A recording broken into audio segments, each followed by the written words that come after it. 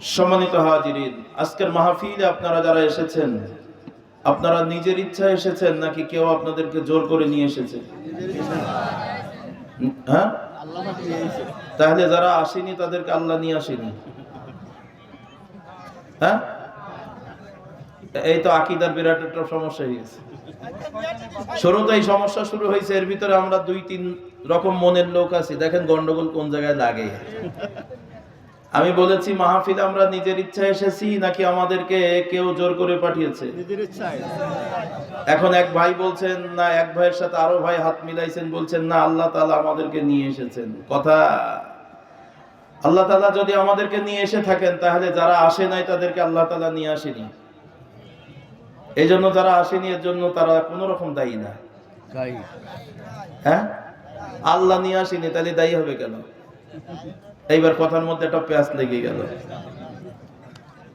জি, এটা আকাইদের বিরাট বড় গুরুত্বপূর্ণ প্রশ্ন। মুতাজিলারা এরকম একটা প্রশ্ন করে। মুতাজিলারা বলছে যে আল্লাহর বিনা হুকুমে গাছের পাতা নড়ে না, তাহলে মানুষ যেটা পাপ করে ওটা আল্লাহর ইচ্ছায় করে, এজন্য মানুষ দায়ী না। নাউজুবিল্লাহ। এর উত্তর কি? কথা তো ঠিক যে গাছের পাতা আল্লাহর বিনা হুকুমে নড়ে না, এই কথা তো ঠিক। তাহলে মানুষ যেটা পাপ করে এজন্য কে দায়ী? তাহলে তো আপনাদের কোনো দোষ নাই। ওয়াজ শুরু করার আগে আপনাদের ব্রেনটা অন্যদিকে চলে গেল। যাই হোক, যেভাবেই যাক, আলোচনা শুরু করি, তারপর পরে দেখি আওয়াজ করা যায় কিনা।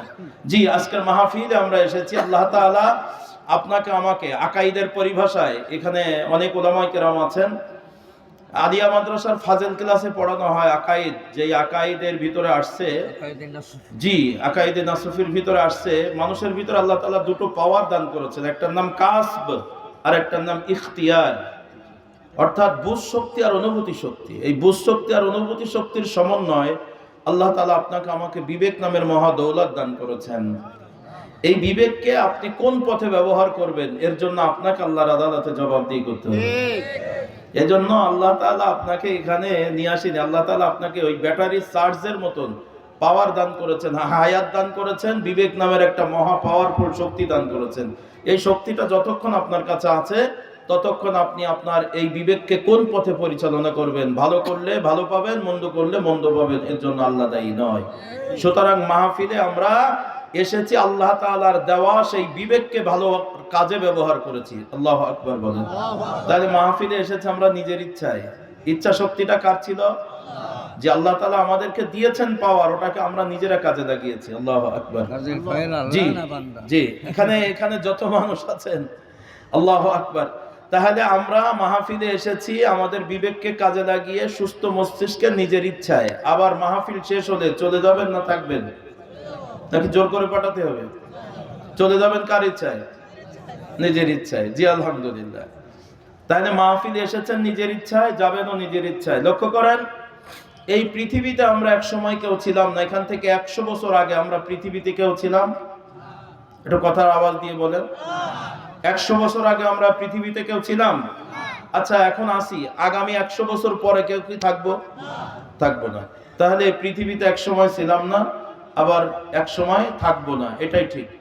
তাহলে এখন আমরা যে পৃথিবীতে এসেছি, এটাকে আমরা নিজের ইচ্ছায় এসেছি নাকি আমাদেরকে কেউ পাঠিয়েছে?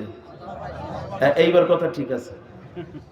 এই পৃথিবীতে আমরা নিজের ইচ্ছায় আসি নাই, কারণ তখন আমাদের বিবেক শক্তি আল্লাহ দান করে নাই, তখন আমাদের বাক শক্তি ছিল না, তখন আমাদের ইচ্ছা শক্তি ছিল না। যেই আল্লাহ তাআলা আপনাকে আমাকে দয়া করে, মায়া করে, তার নিজের ইচ্ছায় ভালোবেসে আমাদেরকে পৃথিবীতে পাঠিয়েছেন, জোরে আওয়াজ দিয়ে বলেন তিনি কে? আল্লাহ। আরো জোরে আওয়াজ দিয়ে বলেন তিনি কে? তাহলে আমাদেরকে যিনি পৃথিবীতে পাঠিয়েছেন, জোরে আওয়াজ দিয়ে বলেন তিনি কে? আল্লাহ। আরো একবার বলেন, আরো জোরে আওয়াজ দিয়ে বলেন। আল্লাহ তাআলা পৃথিবীতে আপনাকে আমাকে পাঠিয়েছেন একটা উদ্দেশ্য নিয়ে, অকারণে নয়। আল্লাহ তাআলা আসমান, জমিন, লৌহ কলম, চন্দ্র, সূর্য, গ্রহ, নক্ষত্র, আলো বাতাস, দিন রাত, নভমণ্ডল, ভূমণ্ডলে আল্লাহ যা কিছু বানিয়েছেন কোনো না কোনো কারণে বানিয়েছেন, অকারণে কিছুই বানায় নাই। আল্লাহ রাব্বুল আলামিন সূর্য তৈরি করেছেন একটা কারণে। যদি বুঝে থাকেন বলেন তো, সূর্য কি কারণে বানিয়েছেন? আলো দেওয়ার জন্য। সূর্য যতক্ষণ জন্ম নিয়েছে, জন্মের পর থেকে আজ পর্যন্ত সূর্য তার নিজের কাজ করেই চলেছে। আল্লাহ তাআলা আসমান বানিয়েছেন যে জন্য, আসমান তার নিজ দায়িত্ব শতভাগ পালন করে চলেছেন। আল্লাহ বাতাস বানিয়েছেন যে জন্য, বাতাস তার কাজ করেই চলেছে। আল্লাহ রাব্বুল আলামিন আগুন বানিয়েছেন তাপ দেওয়ার জন্য, আগুন কোনোদিন আল্লাহু আকবার ঠান্ডা দেয় না, বরফ দেয় না, আগুন সব সময় তাপ দেয়, ঠিক নয় কি? আল্লাহ রাব্বুল আলামিন শুধু তাই না, এক বাক্যে বলেন, সাব্বাহা লিল্লাহি মা ফিস সামাওয়াতি ওয়া মা ফিল আরদ। আসমান জমিনে আমি আল্লাহ রাব্বুল আলামিন যত মাখলুক বানিয়েছি, যা কিছু বানিয়েছি, সর্বক্ষণিক আমি আল্লাহ তাআলার তাসবিহ তারা পড়ে, অর্থাৎ আল্লাহ তাআলার গুণকীর্তন যে জন্য আল্লাহ বানিয়েছেন, সর্বক্ষণিক তারা তাদের শতভাগ দায়িত্বে অটল আছেন। একটু সুবহানাল্লাহ বলেন। পৃথিবীর শুধুমাত্র দুইটা মাখলুক আল্লাহ তাআলার সৃষ্টি, অসংখ্য মাখলুকের ভিতরে শুধুমাত্র দুইটা মাখলুক তাদের মন চায় জিন্দেগি চালায়, বরং রব চায় জিন্দেগি চালায় না।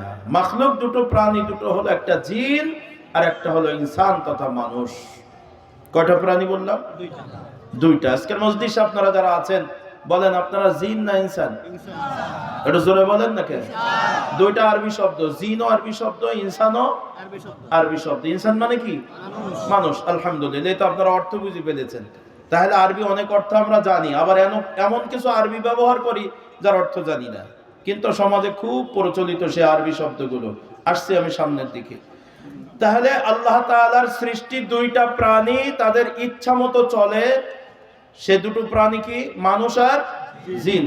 আসেন আজকের মজলিসে আমরা যারা আছি, তাহলে আল্লাহ তাআলা এই মানুষকে আর জিন জাতিকে একটা উদ্দেশ্য নিয়ে পাঠিয়েছেন। সেই প্রসঙ্গে আমি আয়াতে কারিমাতে দাওয়াত করেছি। ব্যাখ্যামূলক আলোচনার দিকে যাওয়ার আগে আপনাদের মনোযোগ আকর্ষণ করছি। আমি আব্দুস সামাদ আজাদ আপনাদের স্টেজে বসেছি, আসার একটা উদ্দেশ্য